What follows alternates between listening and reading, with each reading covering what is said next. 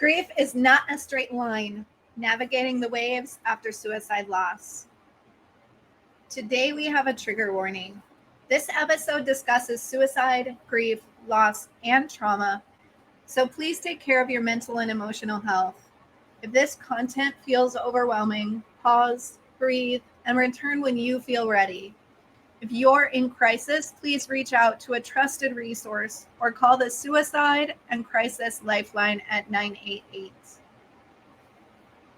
Welcome back to Rise Up Voices from the Frontline. I'm your host, Krista Fee, and today we are going to dive into something tender, powerful, and often left in the shadows: grief after losing someone to suicide. We're going to talk about the myth of linear grief, the unique pain suicide brings, how grief varies depending on who you lost, and how to hold space for the full spectrum of emotions, including rage. We'll also touch on healthy processing and how to give and receive support, even when you need distance. This is sacred ground, so take a breath with me and let's get there together. Grief is not linear. We are told grief has 5 stages: denial, anger, bargaining, depression, acceptance. But in real life, it's not a staircase. It's a storm, a wave, and sometimes a tsunami. You might feel fine one day, then knocked over by a smell, a song, a memory the next. Grief is cyclical, nonlinear, and deeply personal. You don't graduate from it. You carry it, integrate it, and it shifts over time. The truth is, grief is love with nowhere to go. Grieving a suicide loss. Suicide brings an especially complex grief that's a jagged-edged one. It's not just sadness, it's guilt. What did I miss? It's anger. Why didn't they tell me? It's shame, because people don't know how to talk about it. You may feel abandoned. You may feel relieved and hate yourself for it. You may play mental time travel games trying to rewrite every last conversation. All of that is valid. None of that means you didn't love them. Making room for the anger.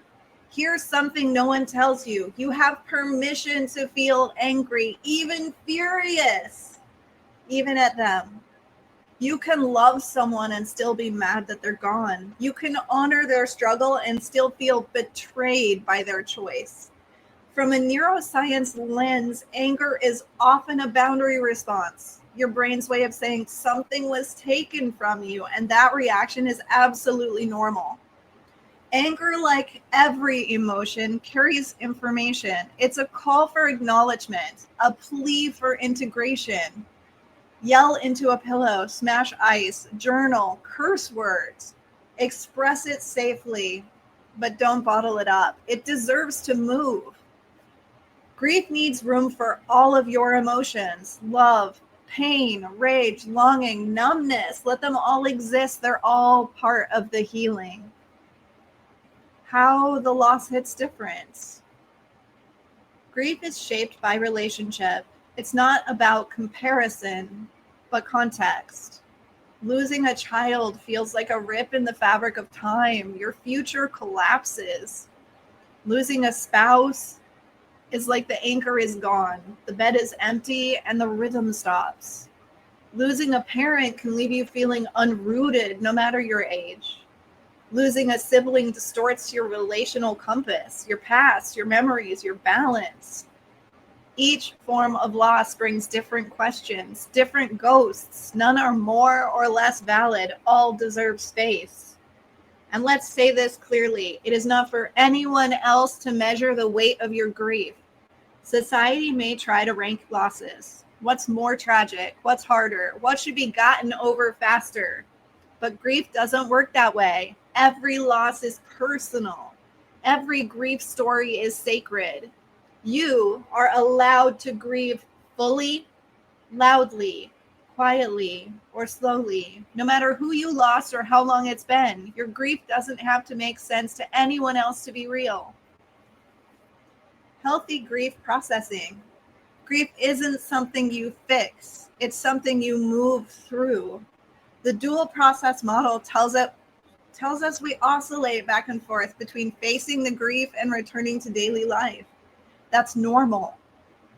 Let yourself cry. Be still. Be angry. Make art. Walk in nature. Sleep more than usual. Meaning making is key. Not why did this happen, but how can I carry this in a way that honors them and keeps me alive? Grief lives in your body too. Chest pain, stomach knots, exhaustion. Let your body process. Move, breathe, cry, repeat. Connection, even from a distance. Sometimes in grief, we need space, but that doesn't mean we don't need people. Support doesn't always mean presence. It can mean things like a voice memo, or a letter, or a check-in text. Maybe a candle lit in your honor. Tell people how to support you and let others tell you when they also need room. Connection is a lighthouse, not a life raft. You still have to float, but you're not alone in the ocean. If it feels right to you, I would like to take some time now to recognize those we've lost with a simple ritual to honor them. Many of you know about Battle to Be and the work we do in honoring the fallen, so you've probably heard our Say My Name and Remember events and videos. This time, I will not be the one saying their names. This time, I'm giving you that opportunity to honor your loved one in the sacred privacy of your personal space, wherever you are right now. So take a moment and speak their name out loud if you feel safe to do so. I'm going to give you a few moments to do this. If you don't feel safe speaking their name out loud, say it in your mind or sit in this moment of silence with us.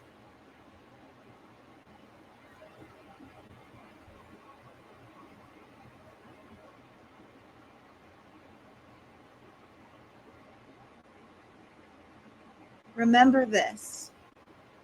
You are allowed to grieve and still live. You are allowed to fall apart and still rise up. This podcast is for everyone carrying love in their bones and ache in their chest. We see you. Please share this episode with someone who needs it. Check out our grief and trauma resources at www.riseuphoenix.org. And don't forget to subscribe for more raw, real, and empowering episodes. Until next time, feel deeply, love fiercely, and rise up together.